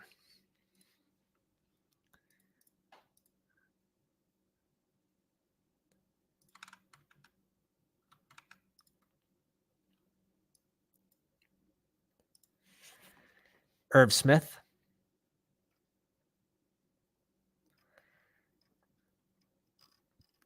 And the 12 spot. Taking his time. Might have just been sniped.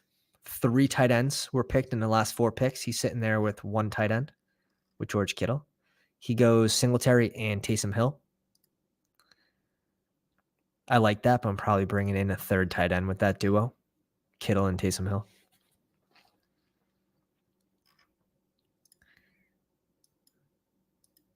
This is basically who I'm between. I'm between Juwan Johnson and Alec Pierce. If I get Juwan Johnson here, like I'm actually confident with these 3 tight ends. And if we don't get Juwan Johnson here, I would want Knox or Conklin. Let's go Juwan Johnson. We don't get the stack Anthony Richardson, but we do get a bring back in this New Orleans and Tampa Bay game where we have 2 Tampa Bay receivers. Maybe we go a very late Kyle Trask. Interesting. Yeah. Paulie, did you get the towel in the mail? Did you get the towel? I sent it last week. He says, I absolutely love Juwan Johnson. Yes, sir. I can't stop the click. I can't stop it. And it's okay. You don't have to.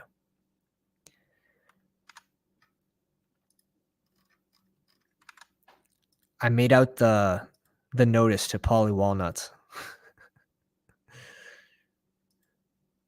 Let's go. Says I did get the towel. Appreciate you, bro. If you guys aren't already aware, we are doing a separate giveaway. You can find all the giveaways in the Discord. Roger Goodell Clown Nose Towels, the Barstool one. I think we're doing it for the 3 highest finishes on the big board for our subscribers, and we're doing the top 5 finishes for Best Ball Mania. Will be sent a Roger Goodell Clown Nose Towel because he is a clown. Sweet. So I feel great about these tight ends now. Okonkwo, Schultz, and Juwan Johnson. Our wide receivers are Amari Cooper, Chris Godwin, Jahan Dotson, Mike Evans, Nico Collins. Our running backs are Saquon Barkley, Ramondre Stevenson, James Cook, A.J. Dillon. And our QBs are Lamar Jackson, Anthony Richardson, Brock Purdy. And no, this is not a 6-team draft. Kyle Trask gets scooped out of midair to a team that I'm guessing has absolutely no one in Tampa Bay. Hate to see it. Someone that's ADP is like still super high. Kyle Trask goes at 213, and this is after the ADPs have been updated. He gets scooped at 178. I was trying to push him to 189. Happens. It happens. We have 5 rounds left. We're super happy with how our team's sort of shaping right now. We're done at tight end. So let's take them off the board. There's no way Alec Pierce comes back to us, right? There's absolutely no way. Or is there?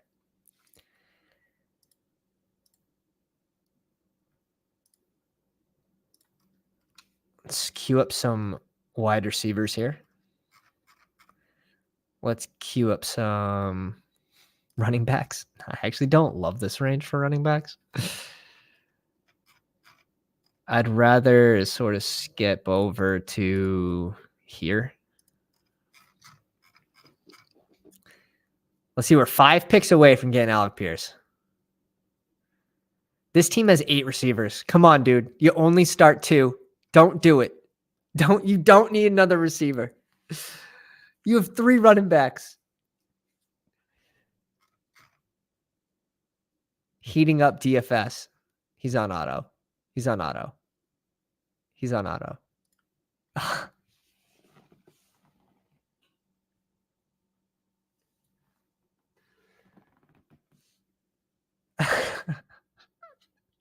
So many tears. So many tears. He just selects the auto drafter, scoops the value. I don't know. This pick was before ADP.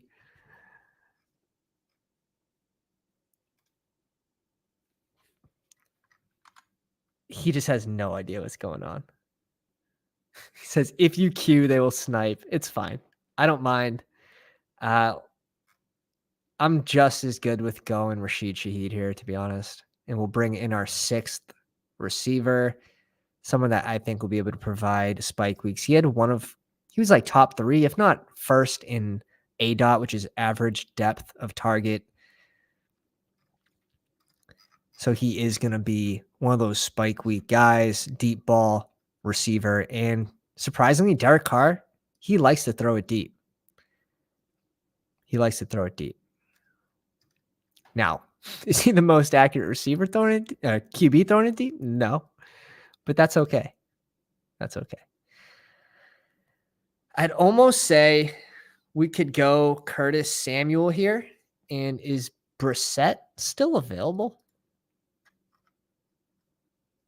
Or is Brissett like long gone? Brissett long gone? Am I just crazy? Yeah, Jacoby Brissett's long. What's his ADP now? 161. Damn. I miss day 1 prices, but it's still fun. I still think these rosters still have a chance. It's just you don't really have an advantage over the day 1 drafters because you're not getting new news every day. OTAs are over. If we got some news with the free agents, maybe that would help a little bit, but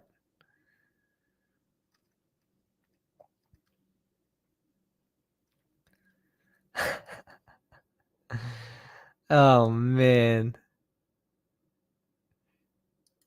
I wanted Samuel there. We can go Gus Edwards, not a pass catching running back, but what if he scores 2 titties on the ground and then advances a low advance rate Lamar Jackson? That's what we're going to tell ourselves. And I think we're done at running back there. Sure, our bye weeks aren't the best with 3 on 13, but I think we could be done. Let's see what happens. Now we have 3 roster spots left. We're done at tight end. We'll definitely have 1 more running back, 1 more receiver, and a dart throw for a QB. Shaheed is a top sleeper. Yeah. Shh. Don't tell anybody. My most drafted receiver post NFL draft. And pre NFL draft, the big board, it was Alec Pierce and Tyquan Thornton. And Rashid Shaheed wasn't too far behind. Well, Rashid Shaheed was at 14%. But now that Tyquan Thornton has been a huge riser, 30, 40 picks, Shaheed is our number 1 drafted receiver. And Tyquan's still at 16%. So double the average. And we were drafting that early, our early shares of BestBall Mania, which we're only doing like 1 every 5 days now, Best Ball Mania. Just sort of waiting for more information to drop because I think there is a lot of edges to be drafting around news. And yeah, I'm really liking the way this team shaped out.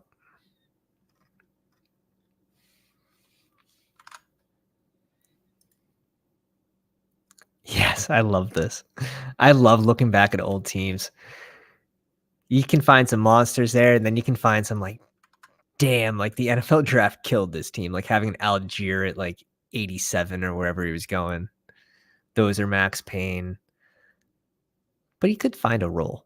And there's still the chance of injury to Bijan, which I won't wish that on anybody. I know someone just like their butthole just got wicked tight. Like, don't say that. Don't say that. You don't say that. But I lost Tim Patrick last year. At the time, I had 24% Tim Patrick, my most owned, not just wide receiver, my most owned player goes down with an ACL tear. I get that exposure down to 16% before game 1. That's one of every 6 teams had Tim Patrick on it. Max Payne, and we still were profitable in cash, 44% ROI, and tournament play. We had a 36% advance rate. Yeah. I had a good amount of Algier. I was kind of on the side. I was siding with Houston taking Bijan or just not Atlanta. But it's fine. And that's the best part of these drafts and the whole offseason is I sort of treat it like stocks where when a new tournament opens, it's like a new stock opening at its starting price, right? So you can sort of get in at different players at different prices. A new tournament opens up and everyone's on the same playing field. So if you miss the value on one player or you don't like it in BBM because he's risen 50 picks, Alexander Madison, maybe you can draft him in like a Superflex tournament for $4. We see Cordell Patterson go off the board here. And we'll go over Eric's team at the end of this. If you guys snuck into this draft and you want me to cover your team at the end of the stream, let me know where you drafted from. Reveal yourself if you've been hiding this whole time. Likely. I like this pick. He's got, I don't love it for his team. He has 3 receivers now on Baltimore. Yeah, I don't love that pick anymore. Doesn't even have Lamar. 3 pass catchers. I do like Likely in a vacuum, though. Wow, 4 tight ends off the board, back to back. 5 tight ends off the board, back to back to back. And I'm going to go Tim Patrick here. This pick might surprise some people.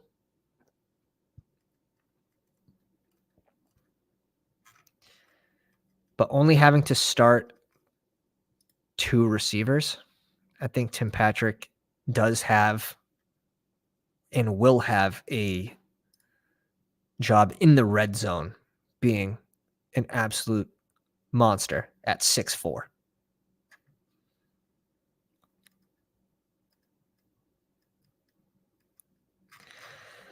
And we're going to end this team off with a running back and a QB. Let's see. Do we pull in the QB now? I think we do. Who's there for running backs? Maybe bring in the running back now. We risk it. Risk it for the biscuit. Let's see who Eric has, because Eric's someone I'll worry about here. Joe Burrow, Kenny Pickett. He only has 2 QBs. Max Payne. Now I'm leaning on the side of going my tight end here. If you guys are new to the stream, drop a like. If you enjoy this content, hit the subscribe button, bell for notifications. You can jump into these live drafts with us. We also have a free draft guide for Best Ball Mania in our Discord. The link is in the comments or the description. We have over 110 members in that Discord channel, active Best Ball community. A lot of fun. definitely. There's no reason to not join it. Marola 1507. 3573 build. I like it. I like the running backs. Tight ends are fine. Probably needs one more, though, in my opinion. Not really clicking Zach Ertz. I think there's a chance he's released. And when we're going for the highest upside, I mean, there's no one with really as much upside for week 17, for week 16, for whatever week you want it to be, than Marcus Mariota backing up Jalen Hurts, a Russian QB that is one injury away from becoming a what? Mid QB2 on a high-powered Philly offense? Just think about Jalen Hurts didn't play week 17 last year. Shoulder injury. So it doesn't even have to be from rushing. He was one of my highest drafted QBs for the big board, but Superflex, again, can he get a 0? Sure. But I think he's the highest upside QB in this range. You also have players like Carson Wentz, who I don't think he'll be a starter on any team by any means. But if a team runs into the injury bug, could he get signed? Sure. Stetson Bennett playing behind Staffy, Clayton Tune. He might be the starter with Colt McCoy still hurt, but Colt McCoy might be the starter if they keep Kyler out for the whole year. So there's some interesting last round picks here still, in my opinion. Taylor Heineke, does he have a chance if Ritter gets off to a slow start? I mean, it's not crazy. Jarrett Stidham playing behind Russell Wilson. These are some clicks that I'm willing to mix in.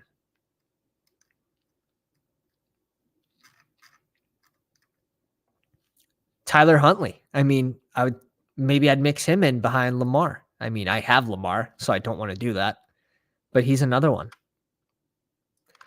Bailey Zappi, I'm not convinced that they're going to go with Bailey Zappi this season. He was someone that was getting hyped in the big board Superflex.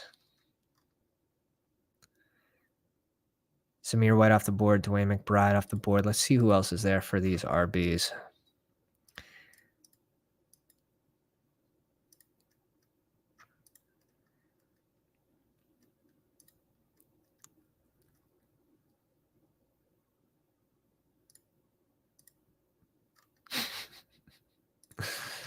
Dig deep.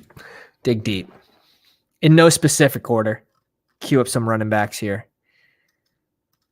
We have Lamar Jackson, Anthony Richardson, Brock Purdy, and Marcus Mariota. Like, this is what happened with my team that finished 22nd. I ended up with an elite QB, and then I smashed on my next 3 QBs.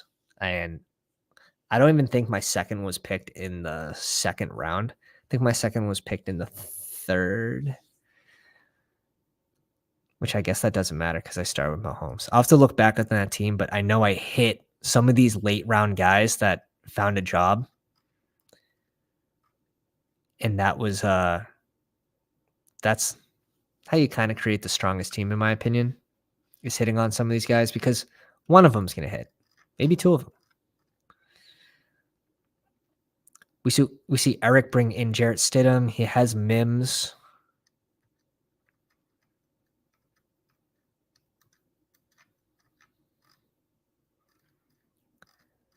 I like it. I don't mind it at all.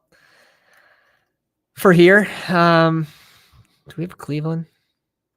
Not that it matters too much. I think I'm just going to go Israel Abanikanda.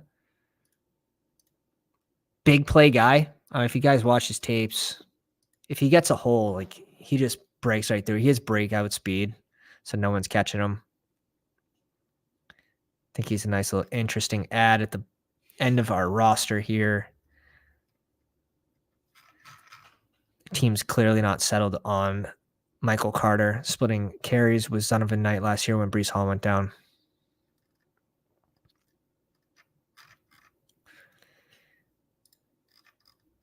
That's going to do it for this. We'll peek over Eric's team. Adam said just went Allen, Dak, CeeDee Lamb from the 103. Whew. That has to feel really, really good. Dak's ADP is what? 20?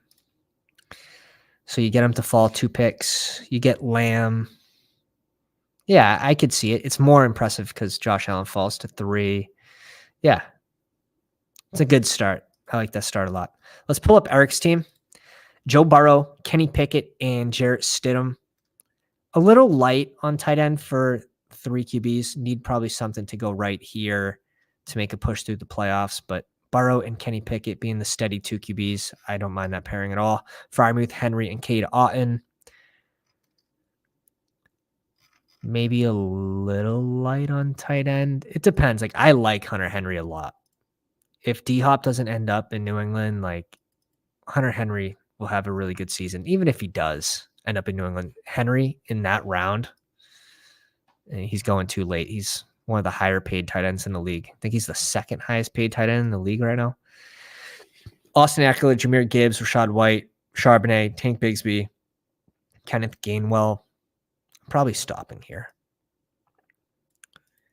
Probably stopping there. But brings in Raheem Mostert at 199, 21 picks after ADP. CeeDee Lamb, T. Higgins, Deontay Johnson, JSN, Tyler Boyd, MVS, and Marvin Mims. So really strong. Really strong. Only have to start 2 receivers, remember. Spike week guy, Marvin Mims, kind of like an X-type receiver. Yeah, no, really strong. Really well balanced. I think Tyler might be in here. Justin Herbert, Stafford, and Jimmy G. Higbee, Trey McBride, and Mayer maybe a little light on tight end. Robinson, Josh Jacobs, Alexander Madison, Khalil Herbert, Donta Foreman, Zeke, Clyde Edwards-Helaire. I mean, double hero running back. You also get Madison in here and then a bunch of random guys. Double click in Chicago. I don't know if I love that. Adams, Mike Williams, Quentin Johnson, Brandon Cooks, Michael Thomas, Jacoby Myers, and Marvin Jones. I mean, when we start looking at some other teams, Eric's team's strong, in my opinion. I really like what we did here with Jackson, Richardson, both with rushing upside. Brock Purdy, if he can win the job, obviously, and stay healthy. Marcus Mariota is an upside pick last. Double hero, double anchor running back build. We bring in James Cook and Dillon. I love that range for running backs, no matter who your guys are. Gus Edwards and Israel Abanikanda. Amari Cooper, Chris Godwin, Jahan Dotson, Mike Evans, Nico Collins, Rashid Shaheed, Tim Patrick. Only have to start 2. Like, that's strong in my opinion. Okonkwo, Schultz, and Juwan Johnson. I mean, we lucked out with Schultz falling 15 picks. But if you guys enjoyed this stream, please, on the way out, drop a like, and we'll be back. If not tomorrow, the day after that. Hit the bell for notifications so you can jump these live drafts with us. Pounders.